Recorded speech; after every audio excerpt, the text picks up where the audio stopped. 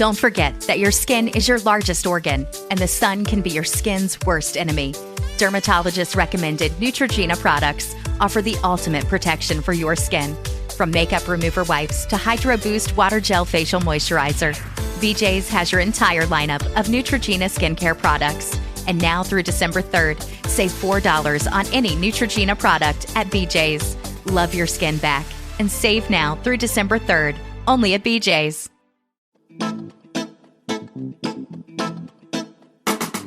Hello and welcome to History for Weirdos. We're your hosts, Andrew and Stephanie. And each week, we're going to take you on a journey into the strange, obscure, and relentlessly entertaining corners of human history. Now listen up, friends, because it's about to get weird.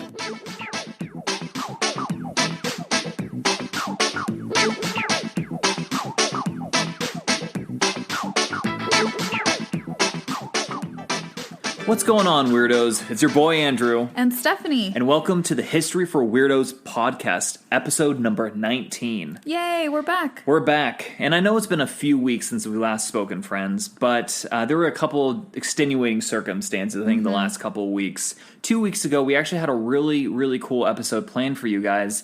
We had my friend, and we actually lived together on the same street ever since we were like 6 years old.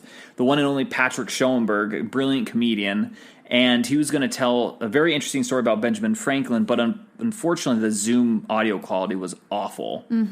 Obviously, we're not seeing people in person, so we did that episode via Zoom and tried to record it, just have the audio for this podcast, and it was definitely not usable at all. It was so sad. Yeah, it had a lot to be desired, unfortunately. Yes. And then last week, of course, there was the monumental Black Lives Matter protest, and out of respect for that, we decided not to just post something willy-nilly. We didn't want to post anything just for the sake of posting. So, that being said, we actually have a pretty interesting and poignant episode, I think, planned for today, right? Yeah, and I just want to add to that saying we took time to listen and learn with everything that's going on in terms of the protesting, with the recent police murders against Black people. And this is history, everyone. Like, this is history in the making. We really hope that while there's so much work to be done, that this helps all of us to, demand change and to demand a better world. And, it totally inspired us to start looking into different stories to share with you all on this podcast, and we're super excited to do that. And I'm really excited about today's episode. Yeah, well, thank you so much, actually, for diving in a little bit more on that. That was really nice. Oh, thanks, babe. Well, today, Andrew and audience, I will be sharing the story of Sally Hemings and her descendants. Ooh, I knew this was coming. I don't know. Yes. Ooh, that's a good one. I knew exactly this was what was happening. No, babe, pretend like you don't know. Oh, okay. Yeah, you guys don't know. Yeah. Okay, cool, good. So, actually, something that really got me thinking and, in a roundabout way, inspired me wanting to do this episode was a Facebook post that Brene Brown did at the start of these really important protests. She shared a picture of a Post-it note where she wrote, "The system is not broken. It was built this way." Ooh. And her post then highlights some amazing teachers on the subject, like Dr. Bernice King and Dr. Clint Smith, and so many more people who can speak to this in a much better way than I can. So you can go check out her post if you want to see a little bit more. But I just want us to keep that in mind, and I'm going to bring it back in at the end of the episode. The system is not broken. It was built this way. So, my sources, my primary one, I would say, is the website for Monticello. Oh, cool. So it's monticello.org/Sally Hemings. Some writings from Annette Gordon Reed.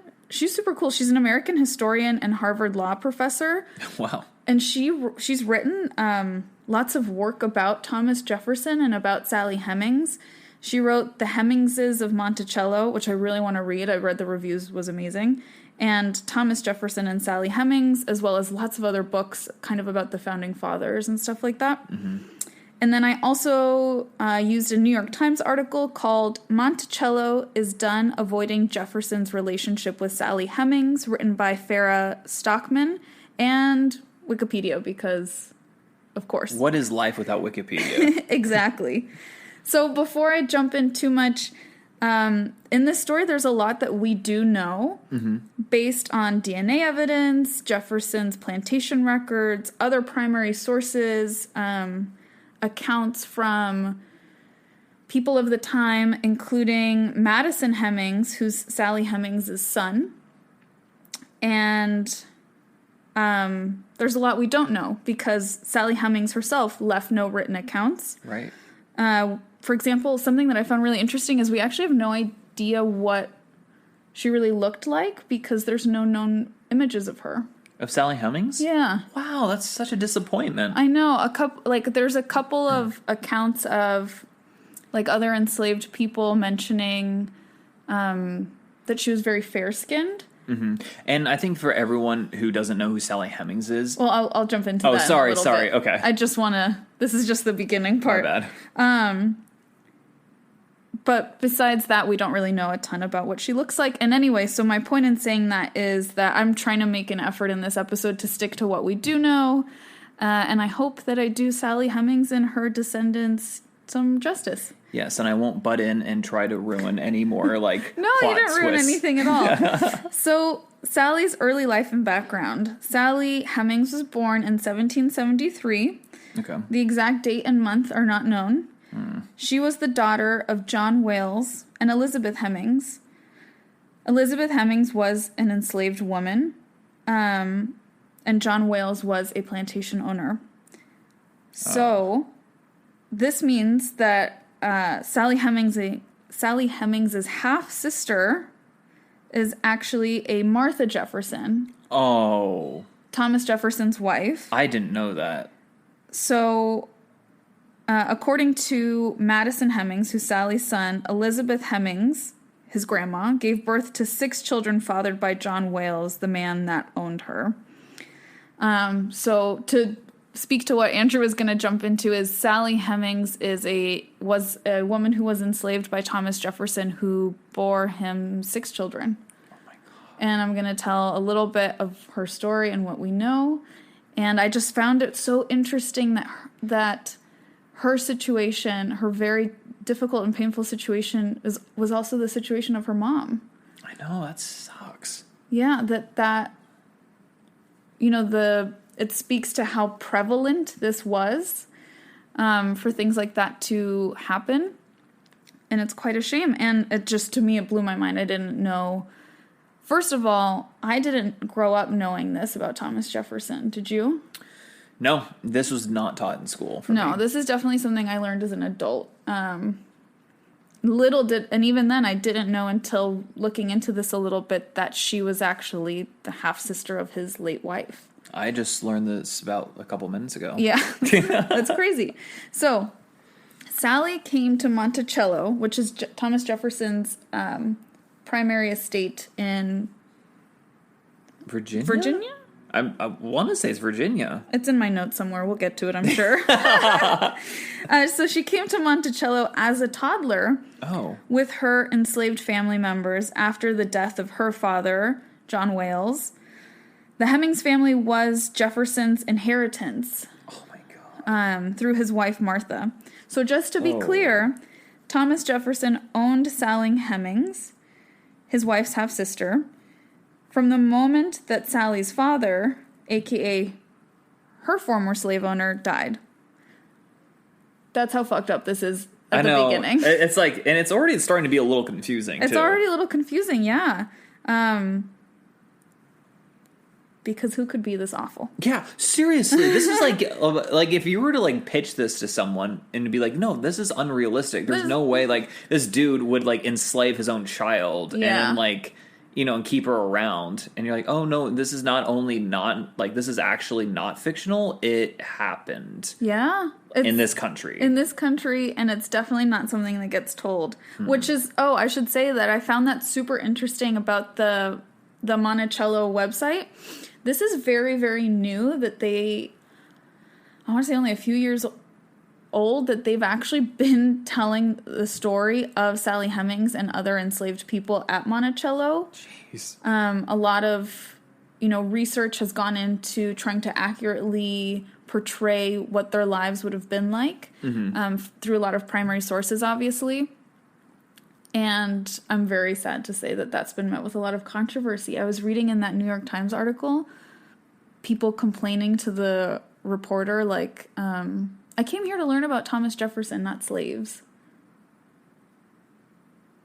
You're joking. No, I wish I was. Oh my God. So I think... Dude, you can't make this stuff up. No, and I think that type of attitude definitely speaks to why these stories are so important for us to know. Yeah. We can't continue to turn a blind eye to things like this. Be ignorant to these things. Yeah. So, Thomas Jefferson, he was a founding father. Just like this is a baby recap of who he is, because I know many of us, at least here in the States, grew up learning a lot about him. He was a signer of the Declaration of Independence. He was the second vice president and third president of the United States from 1801 to 1809. He was married to Martha Jefferson, maiden name Wales, from 1772 until her death in 1782. So she was never first lady. And he did not remarry. Jefferson was born in Virginia in 1743, making him 30 years older than Sally. Oh. Monticello was one of the Jefferson's primary plantations, which he designed after inheriting the land from his father at the age of 26. Jefferson owned 607 people in his lifetime. He only ever freed 7 and let 3 others leave Monticello. Wow. 607 people.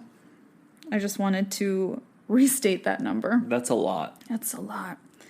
So let's go to Paris, France. As one does when talking about racism and enslavement. And yeah, it's interesting. We'll get to that. In 1787, when Sally's 14 years old, she's chosen to accompany Jefferson's younger daughter, Mary or Maria. She's referred to interchangeably. Oh, okay. To Paris, France, as Mary's maid. At this point, Thomas Jefferson's already been in Paris for a couple of years. Mm-hmm. And with him, he has Sally's older brother, James, whom he brought along so he could train James, or James could be trained to cook French cuisine for when they came back. And his older daughter, Martha, and Martha's 1 year older than Sally. Okay. So Paris at this time, speaking, kind of to what you were saying, was considered a global hub for art, culture, politics. The city itself had about 500,000 residents, which is crazy for the time. Yeah, it's a pretty big city. Yeah, and at least 1,000 that we know of those residents were free black people.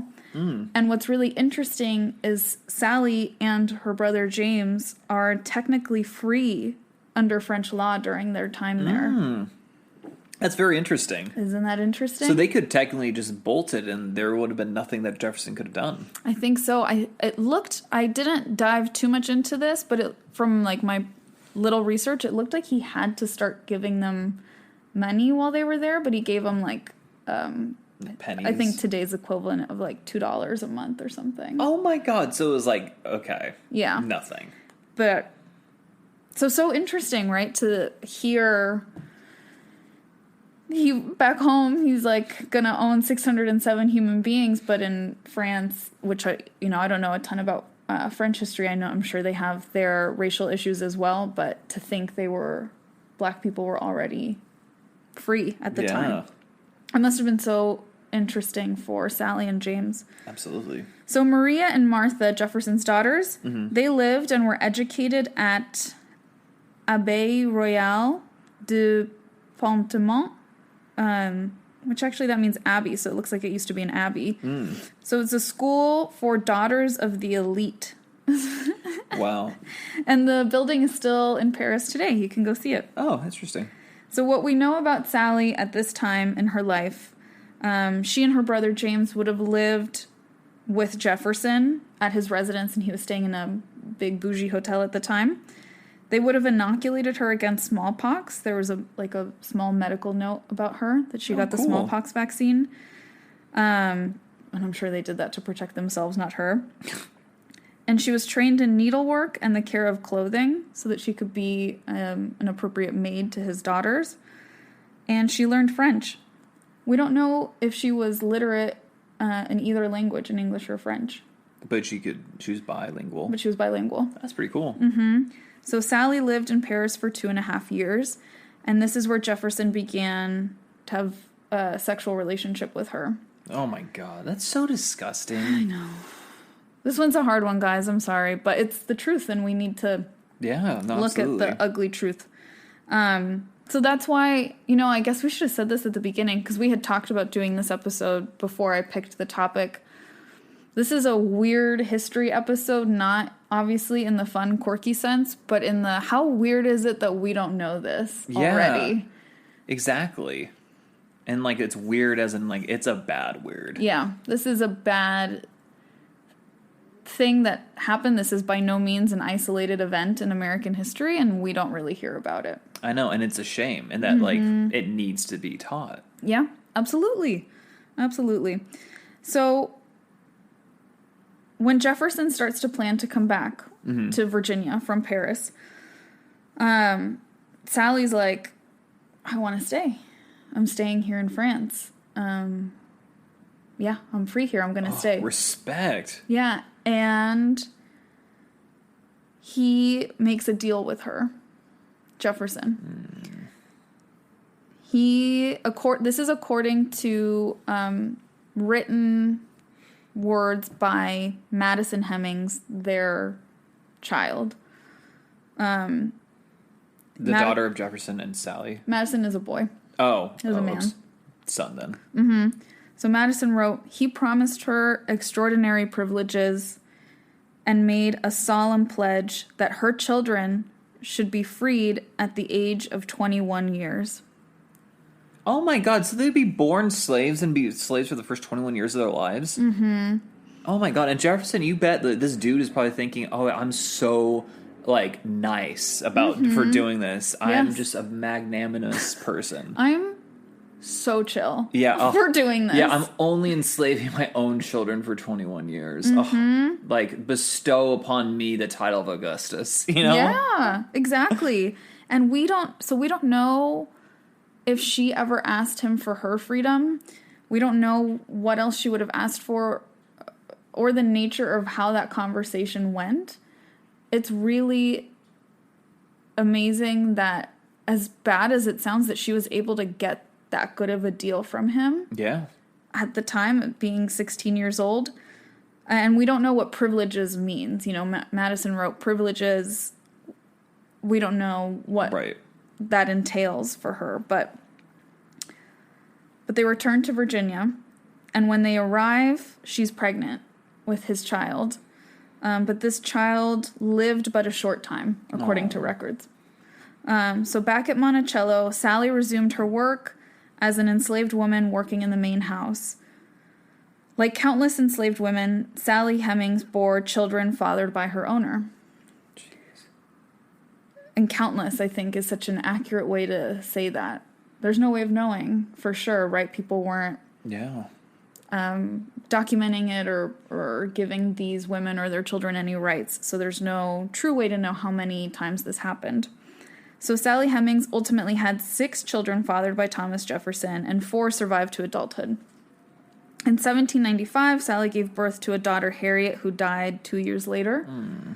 In 1798, a son, Beverly, was born, who survived until adulthood, and he became a carpenter and a fiddler. That's pretty awesome. Mm-hmm. In 1799, an unnamed daughter was born and died. In 1801, she had another daughter and named her Harriet as well. And Harriet did survive to adulthood. She became a spinner, what do they spin? Spin fabrics. And yeah, for clothing. Thread. Yeah. Mm-hmm. Okay, that thread, old-timey thing that you see. I'm thinking of the Sleeping Beauty. Yeah, Sleeping Beauty, yes. Yeah. I don't know why that's what came to mind. That's what came to my mind, too. That's so funny. Makes sense we're married. Yeah.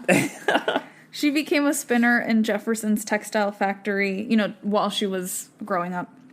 And in 1805, Madison was born and survived to adulthood, and he became a carpenter as well. And then in 1808, a son, Easton, was born and also became a carpenter. Nice. At Monticello, you can now visit cabins where enslaved individuals and families, including Sally Hemings, lived. We don't know exactly where she lived, though, but we do know for sure that she lived in slave quarters. Wow, so she wasn't even... Oh, wow. This is actually making me a little pissed. I know. I was very angry writing this. Yeah, because, we revered Jefferson as, this, upholder of, justice and liberty, and it's this inequality. Inequality, yeah. This is none of those things. Mm-hmm. This is really infuriating. This is none of those things. I totally agree. So her work would have involved taking care of Jefferson's room, his clothes, their children, and quote-unquote light work such as sewing.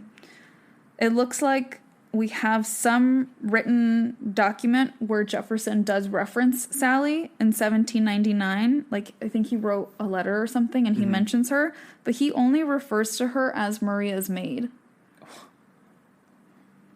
Unbelievable. I don't understand how you could have believable. Yeah, how you can have this cold of a heart, to be honest. The mother of your children. And whatever. If he can't see it in better moral terms, you can at least acknowledge the fact, which is that woman's the mother of my children. Absolutely. So,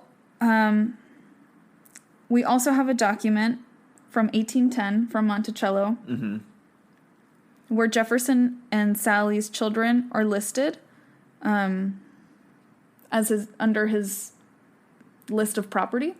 Okay. It's the title of the document, and I apologize for the language. You can skip a few seconds ahead, but it's the Roll of Negroes, 1810, Monticello, and he lists his children. Oh my God. Kind of like doing inventory. Right. Which I have no idea what to say about that. That's just so... I think that's just... That speaks for itself.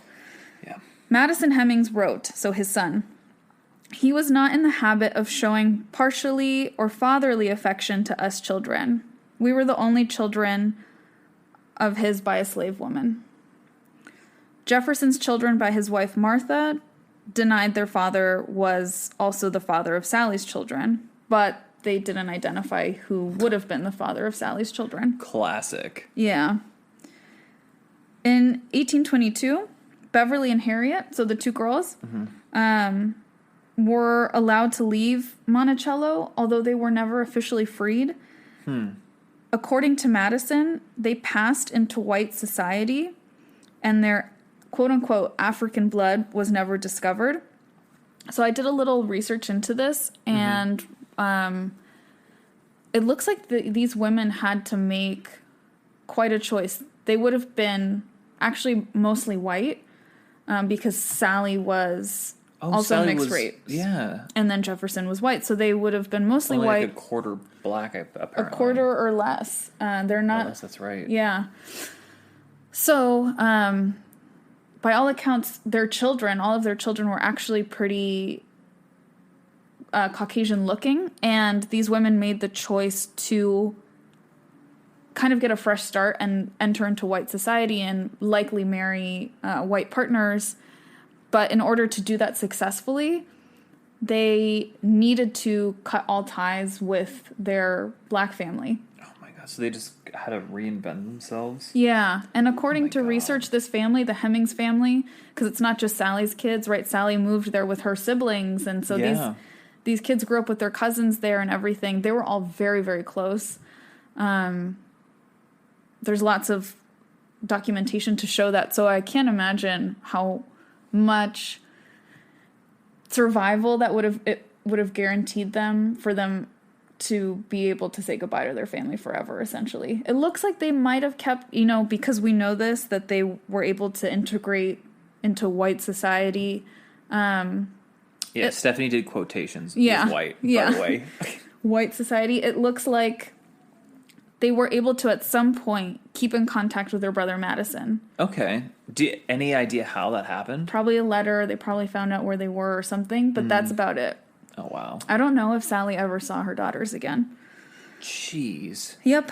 So that happened in 1822. These two young women are able to leave Monticello and start anew, but at a major cost, is what I'm trying to say in my rambling.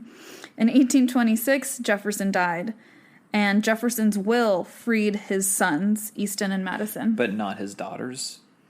I don't know. I guess, wow. It might have, but they were gone at that point, so I don't know what that means.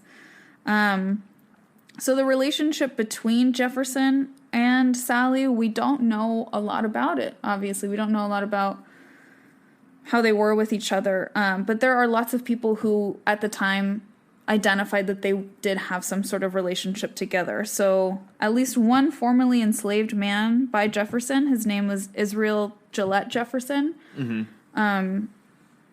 He identified like, oh yeah, they definitely had a thing. Yeah, they were a thing. A political cartoonist actually, speaking out against Jefferson, did a cartoon of him and Sally, which is not very nice or flattering to Sally. A journalist wrote about it in the Virginia newspaper at the time, and then Jefferson's neighbors were known to have commented on it before. And one of Jefferson's friends, John Hartwell Cock, like mentions it in a letter. Oh, wow. Like, oh yeah, the most notorious plantation owner to sleep with his slave, Jefferson, basically. Jeez. So it was like the world's like most poorly kept secret. Mm-hmm. Yeah, absolutely. And yet, his children denied that it ever happened. His other children. So, despite the immense, evidence otherwise. Yeah. So, again, I'm referencing the Monticello exhibit a lot because that's where I got most of this information. And I found it really interesting that regarding Jefferson and Sally's relationship, I think in the exhibit there's just like a wall that says like rape ? And they kind of leave it open to interpretation and nuance, but I do want to say these facts in order to address that. Mm-hmm. Enslaved women had no right to consent. Right. Their masters in quote, they owned these women's bodies, they owned their rights, and they owned their children. We have zero accounts, even from Madison, about how Sally felt about Jefferson. I know some people have actually liked to romanticize the relationship. There's a movie that came out in the 90s where it portrayed it as a love story. But something that... There's zero... Oh, I'm going to say there's probably no evidence of that. No evidence that she had any affection towards him. Something that Madison wrote was, "We all became free agreeably to the treaty entered into by our parents before we were born." Yeah, and that really stuck out to me, that he uses the word treaty entered into our parents before we were born. For Sally, it was like a peace treaty. Like, this is the most peace and the best deal I can get. Coming from her position. Yeah. She could not say no. Yeah, she couldn't consent. She couldn't say no. She basically had a gun to her head. Basically, because not only was she an enslaved person in America, he was one of the most powerful people in the country. Yeah, I mean, he literally, founding father, signer of the Declaration of Independence. I think he was the author of the author maybe of the Declaration of Independence. Yes. Yeah. He was. So he was a very important guy. Who is she going to go, to for help? No one. Yeah. So I just wanted to say that about their relationship. No evidence that he was even particularly kind to her or sweet with her. It really seems like they had an arrangement. You get these quote unquote privileges, including your children being free when they're 21, and I get to have this power over you. Jeez. Mm-hmm. Swell. Swell dude. So, again, that writer that I keep referencing, or the Harvard professor, Annette Gordon Reed, I think she said it really, really well, better than, again, my rambling right now. So I just want to read something she wrote. The power aspect of it is very real because obviously he could have sold her if he wanted to. Mm-hmm. She could not refuse his advances. But his wife Martha could not say no to him either. I think it would be easy for Jefferson to rationalize this relationship because males were supposed to dominate women. And not only that, she was a black woman. So to him, no way I'm agreeing with this. To him, he really, I think, would have had no moral quandary with this arrangement. Wow. You're right. That's actually a really astute assumption. I don't think he for a second thought he was doing anything that he didn't have the right to do. Yeah. No, absolutely. Mm-hmm. There was, like, it was so ingrained, and, like, this, like, level of racism and slavery was so ingrained that, like, you didn't need any rationale. No. He probably didn't give it much thought, to be honest. He's probably like, yeah, I don't beat her. I'm the best. I'm awesome. Yeah, no, you're absolutely right. So, Sally Hemings was never legally freed, but instead, his daughter Martha, the one who is her age, gave her time. That's the only thing I could find over and over again. Is that like a time served kind of thing? Maybe. Yeah, I actually hadn't thought of that. So she's never free, but Martha essentially lets her go. She's like, I'm not going to free you, but you can leave. Like, why? That's the weirdest thing. Just free her. So one of the last records we have of her is a census after this time, after she was freed, where she identifies herself as a free mulatto woman. Oh, wow. So I think it's kind of cool that she identified herself as a free woman, even though Martha never technically gave her that title. Right. So remember I mentioned Jefferson owned 607 people, but only freed 7? Yeah. Of the 7 people he ever freed, 4 were his own children, as he agreed to with Sally when she was 14 years old, or 16, and the others were members of the extended Hemings family. Oh, so if you weren't a Hemings and you were employed by Jefferson, you were screwed. I mean, he frees 7 out of 607. Jeez. Unbelievable. So, slightly more than 1%. So after Jefferson's death and her sons are freed and she's given time served or whatever, she actually goes and lives with her sons, Easton and Madison, in Charlottesville until her death in 1835. And it looks like her sons are able to, from what I found, they were able to run their own businesses. One of her sons was like a fairly well-known like local musician even. That's so cool. Yeah. And the fiddler. Yes, the fiddler. And they, while they didn't, there's no record that they expressed any sort of like loving feelings towards Jefferson, they let people know they were Jefferson's biological sons. Good for them. Yeah, they did not hide it. They were known to have spoken to it. People obviously called them liars, but they're like, no. Sure, fine. Yeah, you can call me that, but this is the truth. This is what my mom went through. I think that's why Madison writes about it so much. Yeah. So they sound like they were really good sons, and they remained close, after all of this. Mm-hmm. So I wanted to end this episode with some quotes. Okay. As you mentioned, Andrew, very smart. Oh, yes, that's quite. Thomas Jefferson was an author, or if not the author, of the Declaration of Independence. And I just want to read a quote from the Declaration of Independence. Ooh, I'm going to guess, wait, before you even read it, I'm going to guess this is like incredibly hypocritical. Yeah. So, we hold these truths to be self-evident, that all men are created equal, that they are endowed by their Creator with certain unalienable rights, that among these are life, liberty, and the pursuit of happiness. I am now going to read a quote by Thomas Jefferson that I've never heard of in school. This is something that I had to find on my own, and this is from, I think, the one work that he published called Notes on the State of Virginia.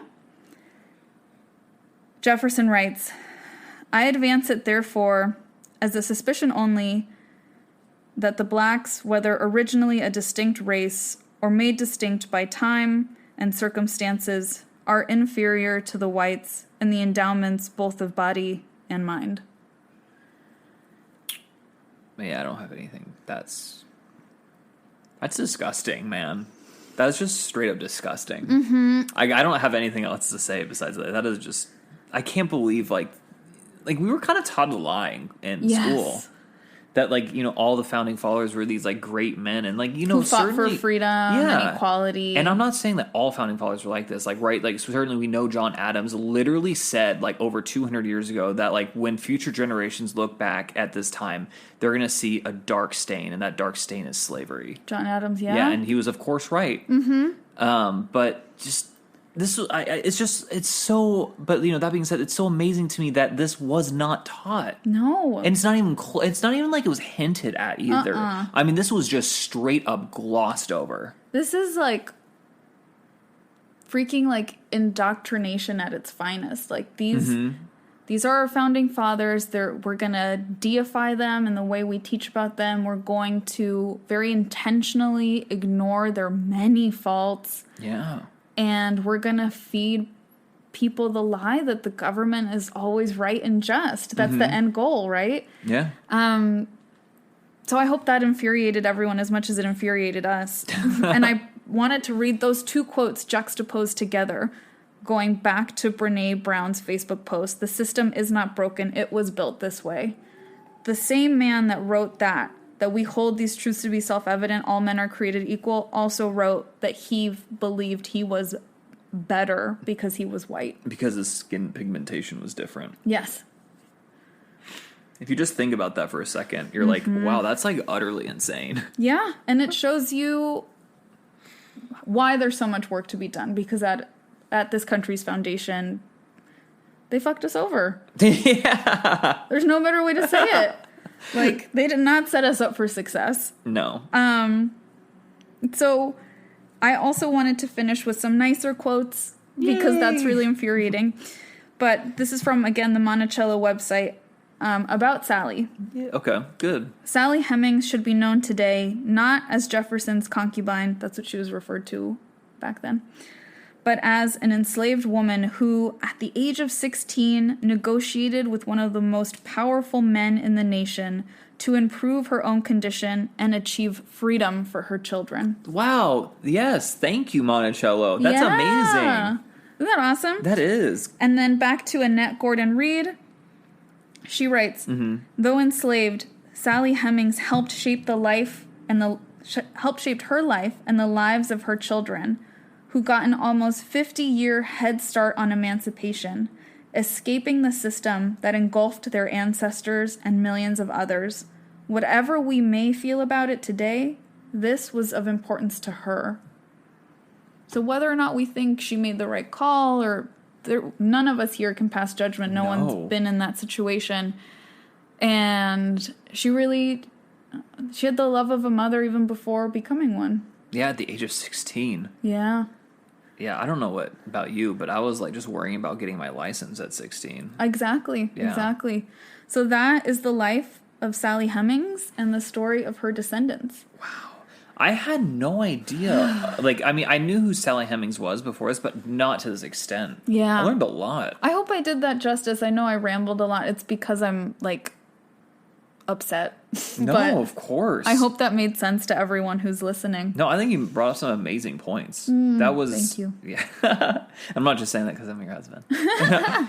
No, that was incredible. Like, her story is really powerful. I know. And we've seen together, I don't know if anyone else listening has seen the, like, cheesy looking commercial at the surface, but when you pay attention to it, it's really powerful, of people today who, through Ancestry.com, I think, have been able to trace their lineage to Sally Hemings and Thomas Jefferson.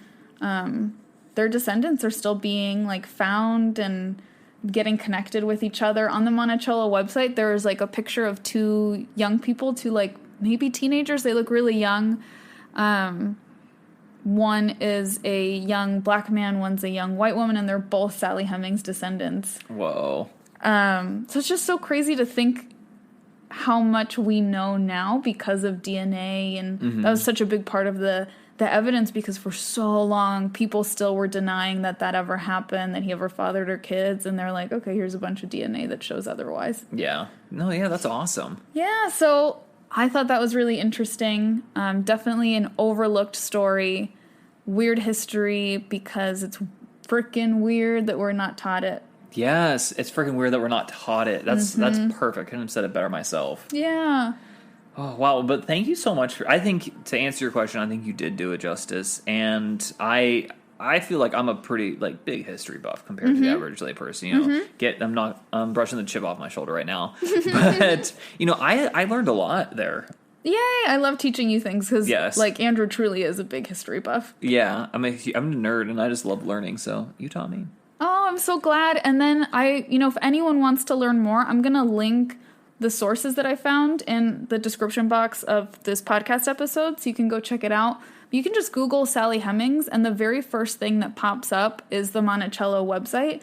There's this really cool video and all these interactive pieces to the site that get into a lot more detail. So please look into that. Yeah, absolutely. I might do that. Yes. Yeah, do it. All right, well, I think that concludes our story for the week, right? Yes, it does. Tell them where they can find us, babe. Okay, guys. So if you want to send us an email, maybe you have an idea for an episode we can cover. Yes, please. You can reach us at historyforweirdos@gmail.com. Also, if you want to get updates on our stories, and if you just want to look at memes, we have an Instagram. It's at historyforweirdos. Correct. And then also, what's the other thing? Do you have a Twitter? Twitter? Yeah, Twitter. Yeah, same thing, at historyforweirdos. Yeah, so please find us, connect with us.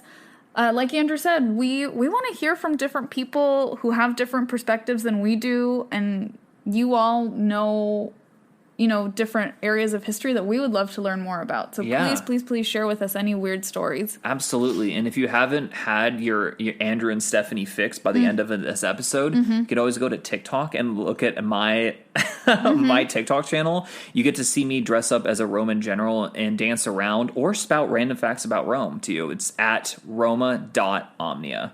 Yeah, that's specific to Roman history, and Andrew puts a really fun and silly twist on it. Yes. So check him out there. Emphasis on silly. Emphasis on silly for sure. Well, thank you all for listening to this episode. And until next time, weirdos, adios. Bye.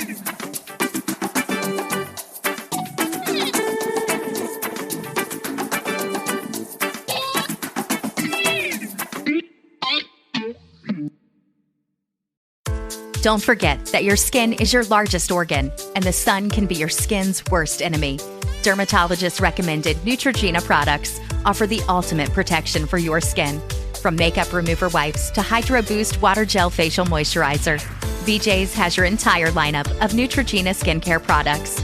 And now through December 3rd, save $4 on any Neutrogena product at BJ's.